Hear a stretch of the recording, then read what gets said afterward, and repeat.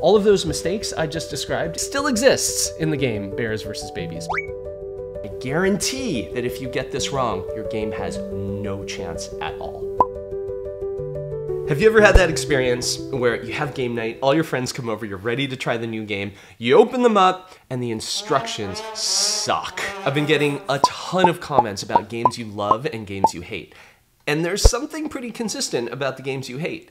They all have terrible instructions. Instructions are a necessary evil. Everyone wishes they just magically knew how to play a game. Your audience sits down, they're expecting a good time, they're ready to have fun playing a game, and if those instructions don't take them all the way to being able to play in just a few minutes, they're gonna put that game away and move on to the next one that did a better job at instructions. There's literally no point in a game existing if the instructions are not wonderful. I don't mean good, I mean wonderful, perfect. This applies to tabletop games. This applies to video games. So I've done my best to record everything I've learned over the past 25 plus years. If you have a friend working on a tabletop game, the worst thing they can do is write bad instructions. I have made all the mistakes imaginable. And so please send them this video. There's no reason they should make the same mistakes that I have already made.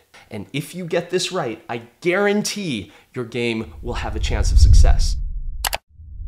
Okay, here's something that only about 10 people in the world have ever seen.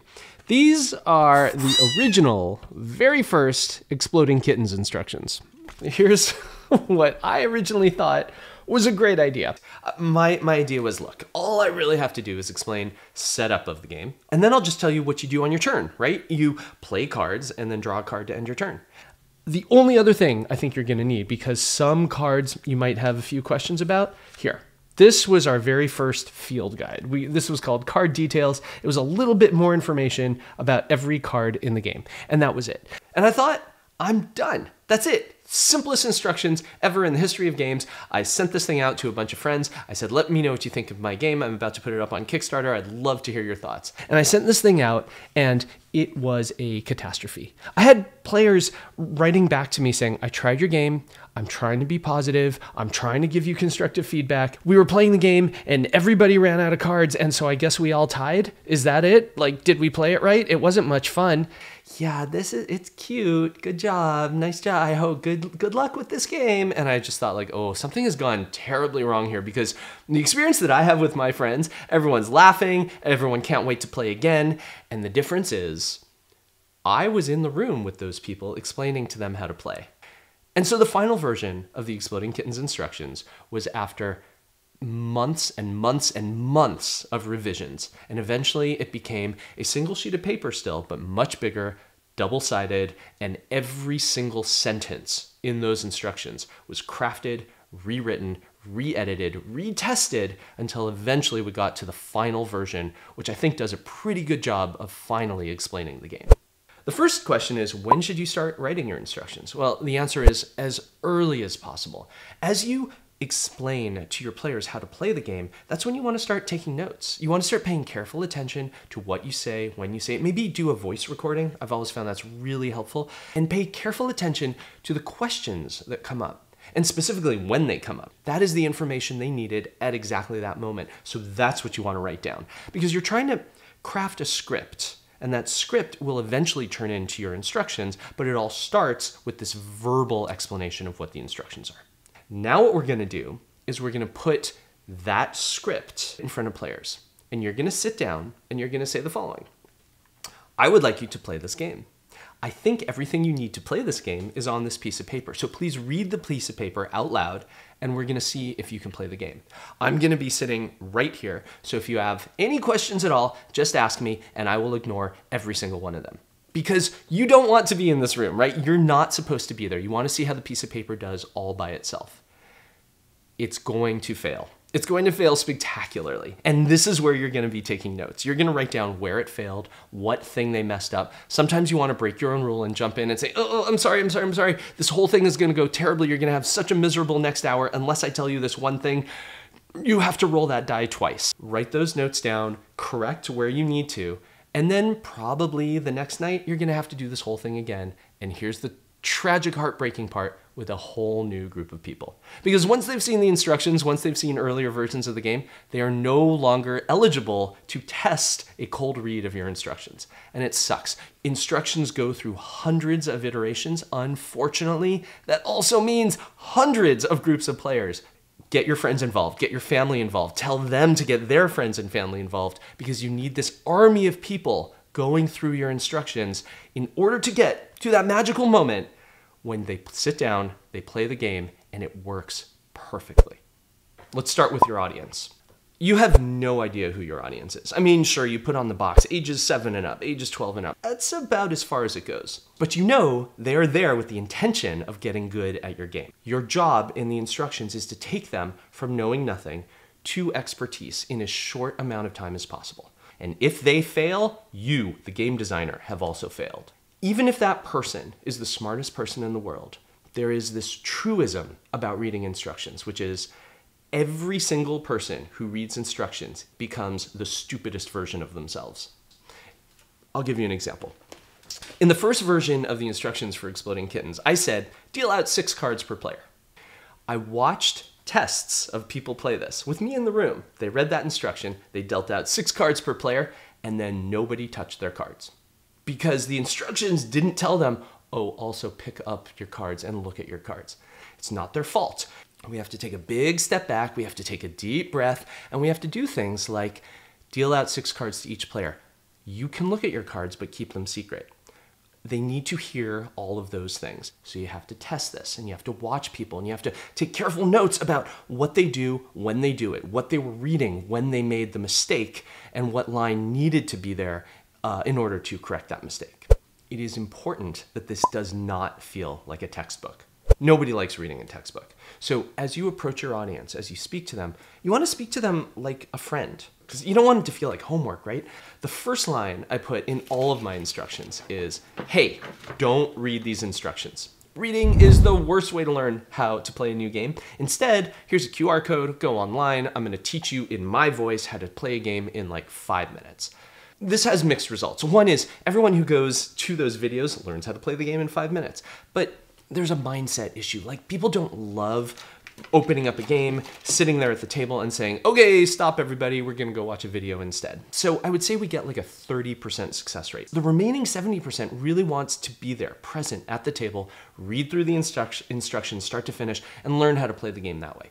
That's totally fine. That's what we're gonna talk about. Let's move on to structure. The main structure of your instructions, that's a tongue twister, structure of your have to follow this really simple formula. Number 1, tell them what you're gonna tell them. Number 2, tell them. And number 3, tell them what you told them. So let's break that down. Tell them what you're gonna tell them. And what I mean by that is, what is the goal of the game? The goal is the most important part of your intro, because you're gonna take them into materials they don't yet understand, cards they don't yet understand, interactions they don't yet understand, and all of that is gonna feel very overwhelming for them unless they understand what the goal looks like. The first player to earn 5 points, the first player to get to the end of this board, whatever your goal is, start there. Because everything that we talk about is to get you from where you are to that goal, which you already understand. My instructions used to start with a single line goal, be the first player to earn 5 points. And I realized that that wasn't doing my games justice. So I actually changed that. If you look at any of the more recent games, it starts with overview. And overview includes goal. It'll still say, be the first player to earn 5 points, but it'll include a bunch more flavor text. We are all going to compete to earn the most cards. Every time you get a question right, you earn a card. The first player to earn 5 cards wins. And the whole reason is because I want you to walk out of that very first paragraph thinking, I can do this. This is easy. I know exactly what to do.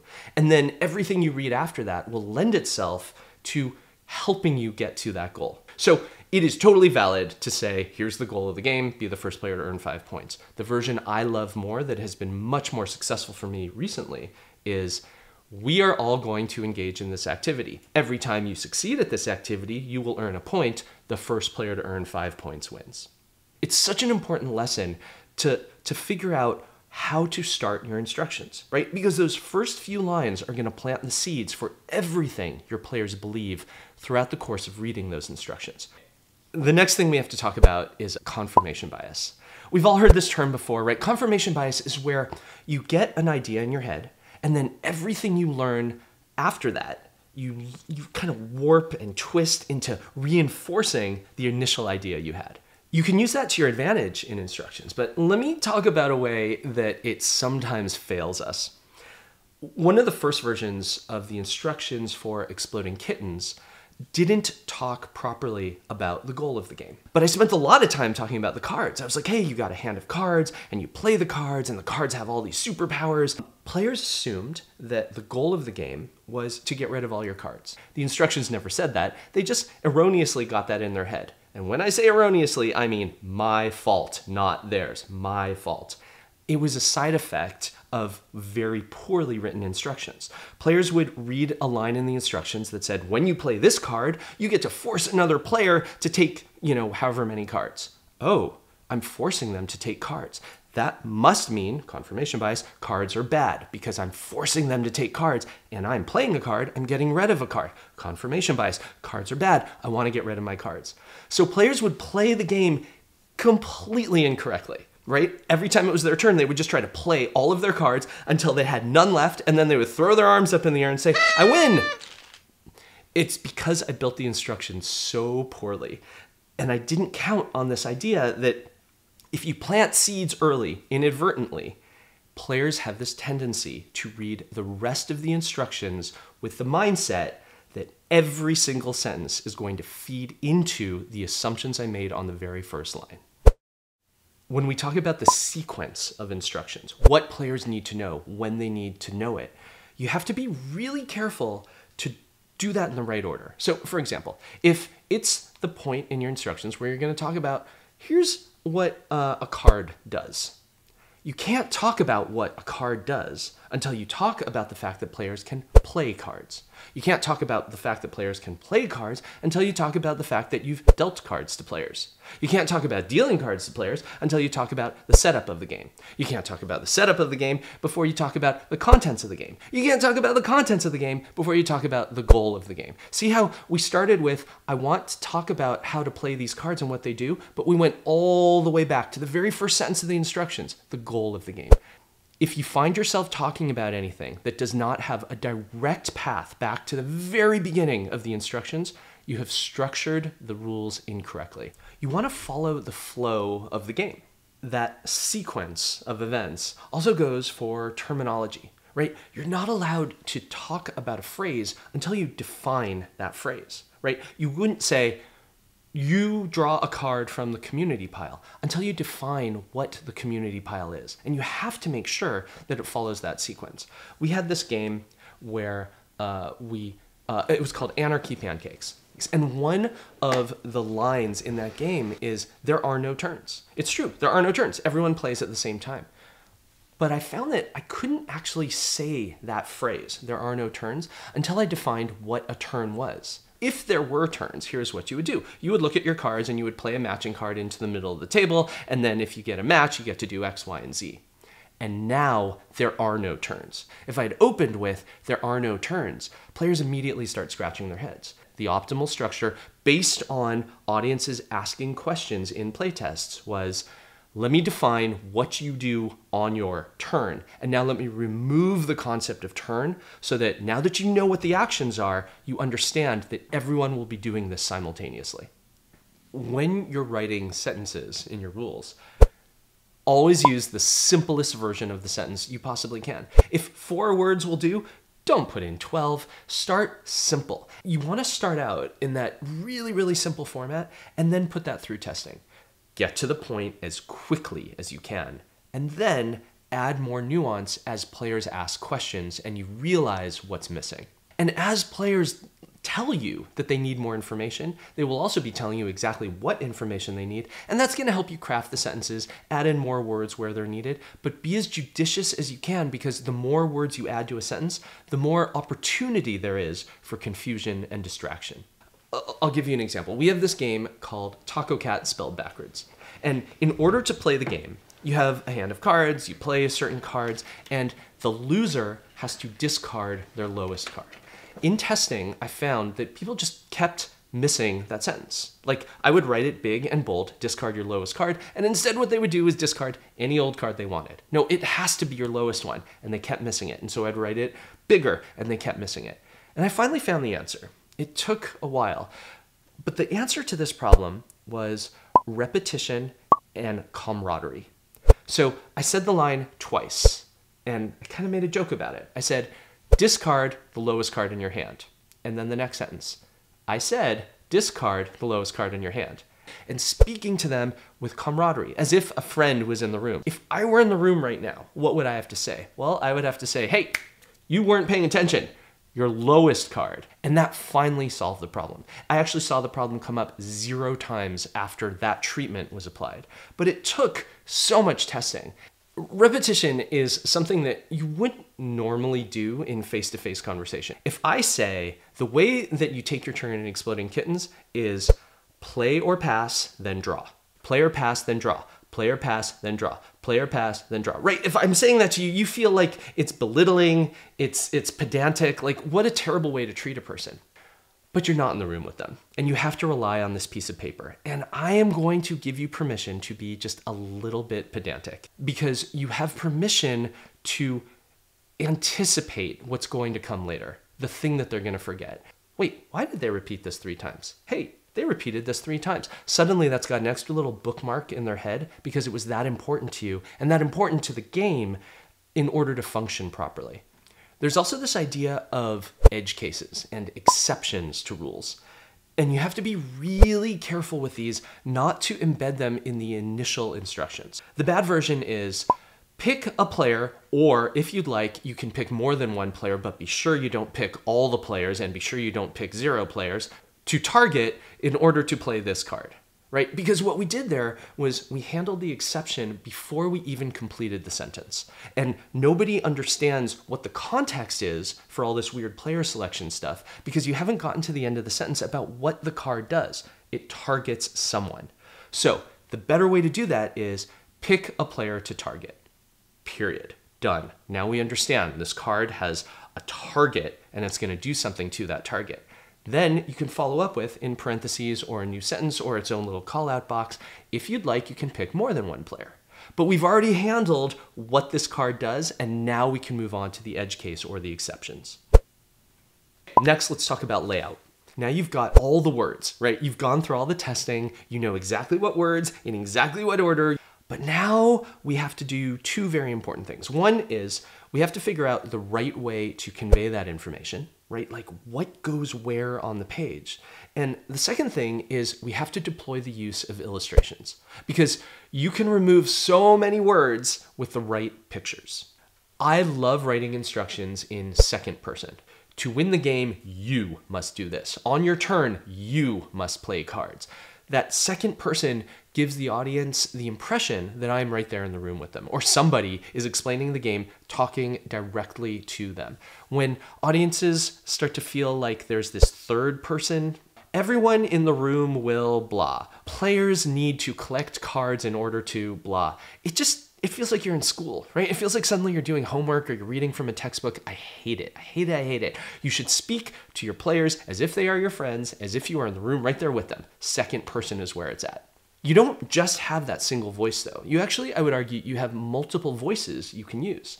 There's the narrator voice where you say, on your turn, you must do X, Y, and Z. Another voice you have is a character voice. You say, all right, so everyone's gathered around the table. We've explained how to set up the game. And now pick a player to go first. Well, in that illustration of the players sitting around the table, one of them can have a little character voice bubble that says, I'll go first. Right? It's a third voice you can use just to reemphasize a point. Sometimes it even lets you save the text, right? You don't even need to say pick a player to go first. Right there in the illustration, the guy is saying, I'll go first. You have a number of different voices. I'm sure you can invent many, many others, but don't be afraid to use different characters to convey how to play a game right there in your layout. Another thing I love to throw in instructions is strategy. Some game designers I've spoken to hate putting strategy into their instructions because they want players to discover this stuff on their own. I hate that. Put strategy right there in your instructions, because players are absolutely going to find more strategies, but why would you not get them started? When I talk about the diffuse card in Exploding Kittens, that is the most powerful card in the game. And the first version of the instructions just said, a diffuse card will help you avoid exploding from an exploding kitten. But I realized that when I verbally tell people about the diffuse card, I use phrases like, this is the most powerful card in the game. So now that's in the instructions. And it ends with this line, try to get as many diffuse cards as possible. Strategy, right there. Don't be shy about giving players strategy using a different voice, because you want them to do well at the game. You want them to understand exactly how to play. I used a specialized voice for that. It's not the second person voice, but it is a voice that is clearly illustrating strategy. We eventually created a little character, and he has his own little speech bubbles, and we call him Tip Buddy. And he's always very excited to share his information right there. And there's nothing wrong with it. It gets players excited. It gives them a goal. It makes them immediately get from beginner to at least intermediate level. And that's going to make them enjoy your game so much more. Don't be afraid to put strategy right in the instructions. You also want to look for phrases that are going to help players understand why you did something. So in Exploding Kittens, there is a shuffle card. Shuffle, I struggled with this forever. I must have written 10 different versions of shuffle. This version says, shuffle the draw pile without viewing the cards until told to stop. Told to stop? Who? Who's telling you to stop? Who shuffles the deck? When are they done shuffling, right?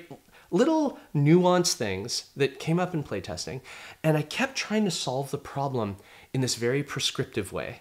I kept saying, okay, pick a player to shuffle the cards, or whoever played the card gets to shuffle the cards, and they can shuffle them under the table so that nobody knows when they're shuffled. And well, when should they stop shuffling? Well, pick a player to tell them when to stop shuffling. And I tried version after version after version, trying to refine this, adding more information. Eventually, this little shuffle thing got to be like 4 paragraphs long as I went through all of those little bits and pieces. But here's the thing. It turns out that the right way to talk about shuffle is not to add 15 paragraphs to this thing. It's just to tell the players the goal instead of the process. I don't want to tell you how long to shuffle. I don't want to tell you where to shuffle. I don't want to tell you how to shuffle. All I want to tell you is the goal. Shuffle the cards until no one knows where any of them are. I don't care how you do that. I don't care if you do that under the table behind your back. You figure out how to get there. Now you understand what success looks like. We're all going to get there together. One sentence took the place of 4 paragraphs. There is a point in your instructions where players have enough to start playing. The Exploding Kittens instructions have a front side and a back side. The front side is everything they need to start playing. The back side we call the field guide, and it's detailed descriptions of every single card and what to do with all the edge cases of the card. If you had to read both sides of those instructions just to start playing Exploding Kittens, it would take you 20 minutes before you even started. Terrible, terrible. The reality is, when you're done reading just the first side of the page, 4 minutes in, you're ready to start playing. And so the instructions give you permission to do so. At the bottom of the first page, it says, that's it. Stop reading, go play. And in fact, if you flip over the sheet, the very first line says, you don't need to read these to start playing the game. Just go start playing. So find those pivotal moments. Find where in the instructions you can let them off leash and just go play your game. Go have fun. They know to come back. They know it's important that there's more information here, but they don't need that information to start playing. So give them permission to have a good time. Let's talk about the instructions for Bears vs. Babies.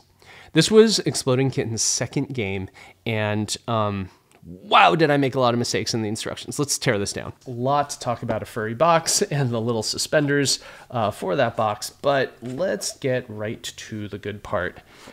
The instructions. So we got this play mat, we got a little sell sheet, other games you should buy, and now we've got not 1, 2 instruction sheets.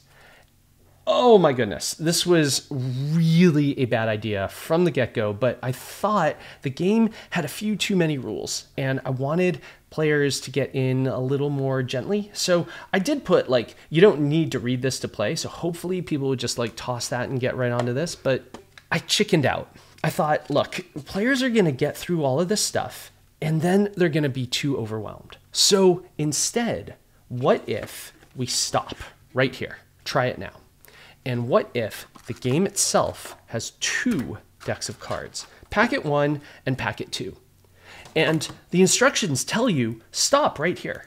Go play with packet 1. Play the whole game right here. Again, stop. Play with packet 1.